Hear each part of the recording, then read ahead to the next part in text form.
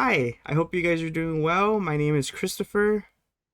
My name is Taylor, and welcome to our webinar on autism. This webinar will hopefully give you more information about what autism is, how to see in some students, and what to do, um, and what could we do as teachers. All right, let's get started. So let's first talk about the etiology of autism. Autism spectrum disorder is a broad range of conditions characterized by challenges with social skills, repetitive behaviors, and communication skills. Autism varies with each child. For example, some people with autism have intellectual disabilities while others do not. Each case of autism looks different. There is a wide range of symptoms and severity. The cause of autism is unknown, but several genetic and non genetic risk factors are implicated in the development of autism. Some forms of autism are often associated with chromosomal abnormalities or monogenic alterations. Some forms of autism are associated with postnatal environmental factors. So this could be things like social factors, environment, family. So that's what it means by postnatal environmental factors. Okay, so let's watch this little video about autism.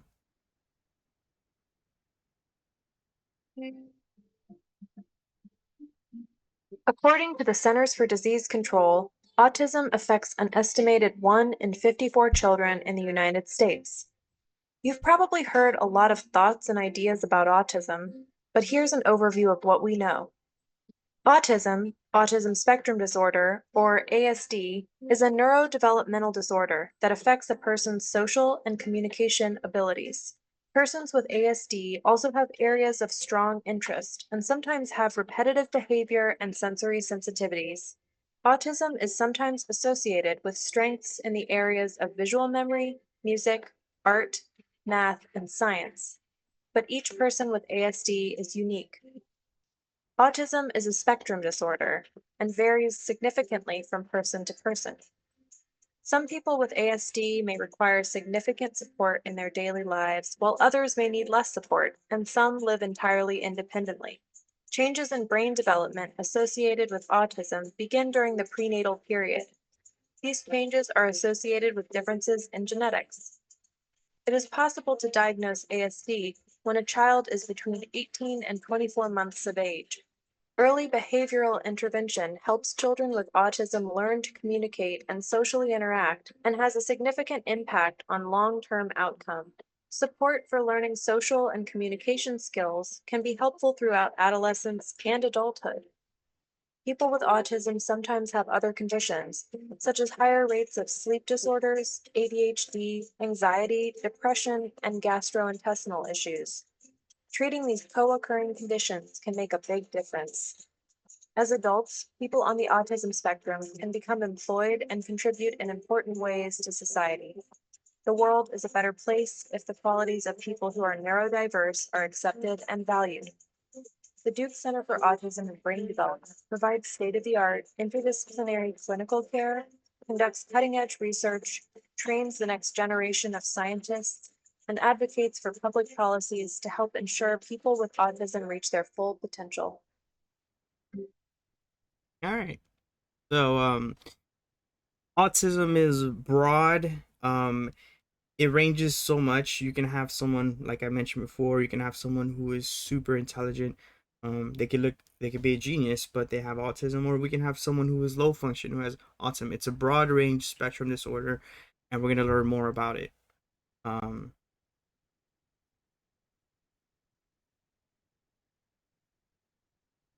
okay, so let's talk about some symptoms and characteristics.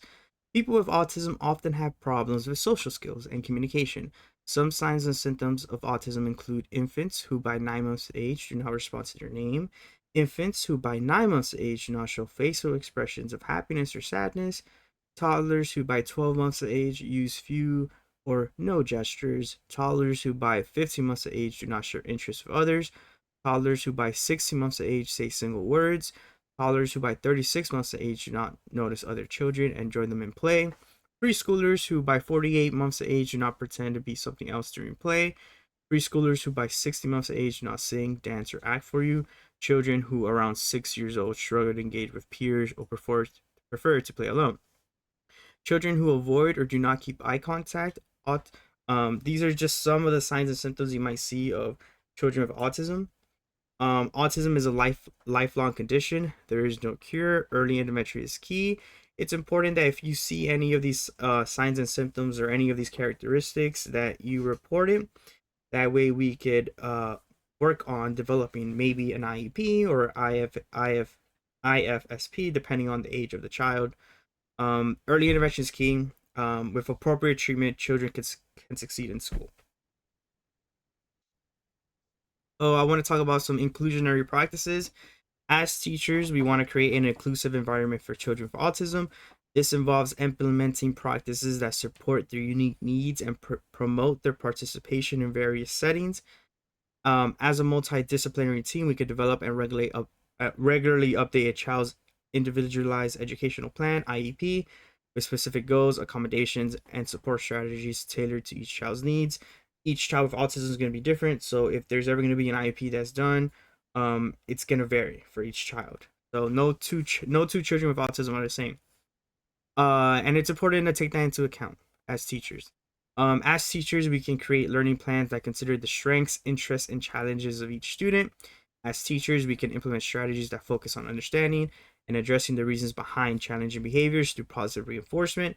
As teachers, we could use assistive technologies to enhance learning and understanding. If possible, students should be placed in the least restrictive environment, maybe in an inclusion setting, in a general education setting. So I want to talk about the legal obligations of Individualized Family Service Plan, IFSP. The IFSP is a tailored plan created for the child and family, outlining specific services and support needed. The IFSP is designed for children from birth to age 3 who have developmental delays or disabilities. The goal is to provide early intervention services that promote development and support the family. The IFSP must focus on the needs of the child within the context of the family.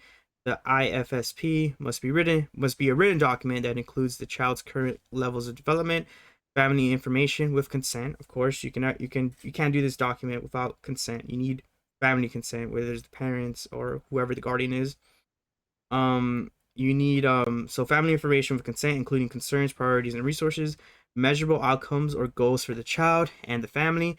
The IFSP must be reviewed every 6 months and updated annually or more frequently if needed to adjust goals and services based on the child's progress. Now we're going to talk about IEP. So IFSP, remember, is from birth to 3. IEP would be from age 3 to 21. So the Individualized Educational Plan, IEP, is designed for children aged 3 to 21 who qualify for special educational services. It outlines the educational goals and services needed to support the child's learning and development. Schools must identify, locate, and evaluate all children with disabilities who need special education and related services. A full and individual evaluation must be conducted to determine eligibility and the child's educational needs. The IEP must be a written document that includes the child's present levels of academic achievement and functional performance, as well as measurable annual goals, including academic and functional goals. Also, it should include any accommodations the child might need. The IEP must be reviewed at least annually to assess progress and make any necessary changes. A reevaluation must be conducted at least every 3 years to determine continued eligibility. Accommodations and modifications for children with autism. We can see this as using visual supports throughout the classroom and activities so they can see what they're going to be doing and actions that might be happening within the classroom. Supplementing social skill activities into the lesson plan. As we've already established, children with autism struggle socializing with other children. Making environmental adjustments. So that can be seen as dimming the lights, not having a noisy classroom, because children with autism struggle with overwhelming sensory overload. Adjusting the academic tasks to better fit the students and their needs, providing behavioral support to the flow of the classroom because children with autism might have behavioral issues because the overstimulation that might occur in the classroom.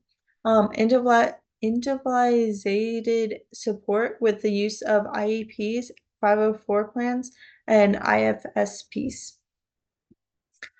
Instructional strategies for the classroom for children with autism.